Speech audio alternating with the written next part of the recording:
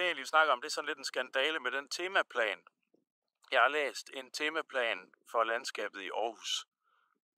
Den er rigtig fornuftig, og den er forsynet med en COVID-miljørapport bagefter. Og når man har læst det materiale, så tænker man, ej, det var dejligt. Så kan der i hvert fald ikke komme vindmøller her.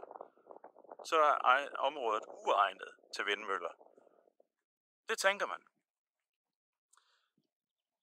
Så kommer man til side 51 i rapporten. Der er der et kort, og pludselig er der en lille prik, hvor der står ved Vosnes Pynt område umiddelbart egnet til vindmøller. Hvad sker der? Hvis man læser rapporten, så er området totalt uegnet til vindmøller. Hvem er det, der har vurderet, at området er egnet til vindmøller? Det står der ikke i rapporten. Der står, at det er et lavvindsområde. Der står, at det er en bevaringsværdig natur. Der står, at der er en udsigtsfredning. Der står, at det er et friluftsområde med en enorm stor rekreativ værdi. Der står noget om kulturarv. Og der står noget om, at man er inden for en kystnærhedszone. Det viser sig så, når man taler med COVID, at det er ikke dem, der har vurderet, at området er egnet. Det er Aarhus Kommune, der har vurderet det.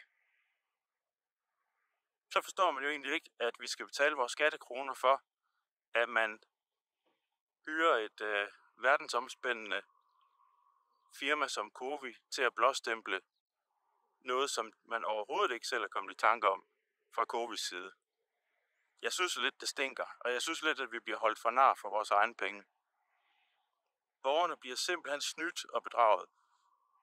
Vi er jo for en grøn omstilling, men jeg tror ikke, der er nogen, der er for, at den skal gennemføres med snyd og bedrag. Vi skal jo være ærlige, opføre os ordentligt over for hinanden i det her. Det område her, det er totalt uegnet til vindmøller.